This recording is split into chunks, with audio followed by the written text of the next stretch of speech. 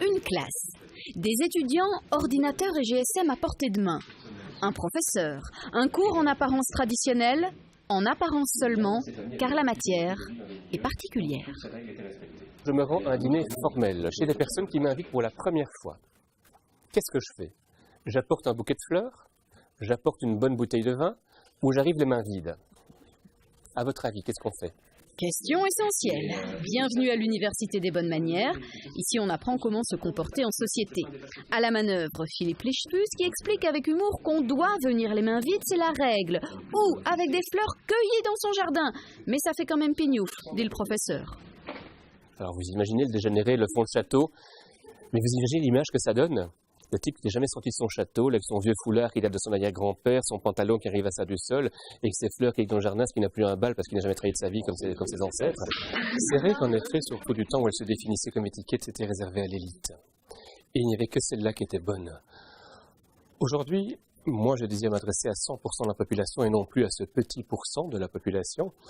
Et dès lors, je pense que ces règles, c'est pour ça qu'il faut les revoir en fonction des nouvelles réalités. Ils ont 20 ans et on leur enseigne des choses comme si Léopold II ou Napoléon III vivaient encore. La réalité en 2018 n'est certes plus celle qui était en vigueur à la cour de Louis XVI. Et pourtant... Quand on parle d'étiquette, de bienséance, ça peut paraître un peu arriéré ou ancien, mais tout dépend de la manière dont elle est abordée. Et justement, la mettre à notre niveau, nous faire comprendre ce qu'est l'étiquette et ce qu'est la courtoisie, justement, nous aide. La société évolue très très rapidement du côté virtuel et on se cache beaucoup plus dans les remarques virtuelles.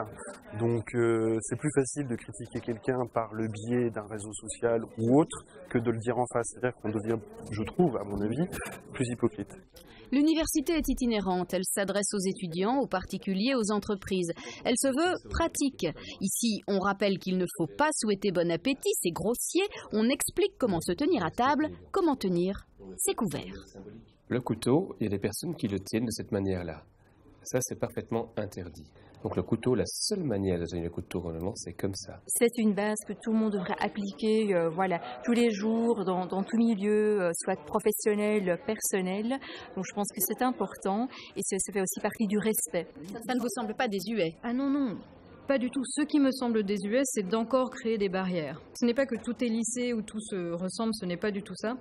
C'est simplement qu'on ne réagit absolument plus avec les mêmes critères qu'au siècle passé. La ministre de la Culture arrive et vous êtes le directeur de l'hôtel. Vous rentrez.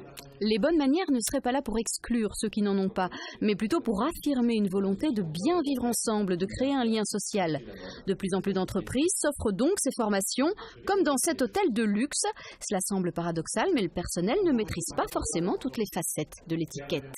Juste la base, donner la main, serrer la main et regarder dans les yeux, ça je pense que j'ai fait bien. Mais bon, c'est pas toujours le cas, parfois il ne faut pas les faire non plus. Donc non, je me questionne tout à ce moment. Mais c'est bien, c'est ça le but d'être ici, d'apprendre, de me questionner les choses que je faisais avant et essayer de les faire mieux. Je suis une maman, j'élève des enfants aussi, donc je pense que ça a un impact. Je me dis que si je fais les choses bien, je sers aussi de modèle à ma famille et si ça peut leur servir un jour, c'est toujours un plus qu'on met dans son panier. Le prédicat, c'est pas le titre. Non, c'est qui donne le grade dans le titre. Vous avez des princes à certains niveaux, mais comme il n'était pas encore assez content d'être prince, il a fallu mettre différents niveaux dans les princes. Bref, on ne fait pas la révérence, on ne porte pas de chaussettes blanches avec un smoking, on ne croise pas ses couverts dans l'assiette, mais l'important, c'est de s'adapter. Par contre, on peut dire, ce reportage est à présent terminé. Merci de l'avoir suivi.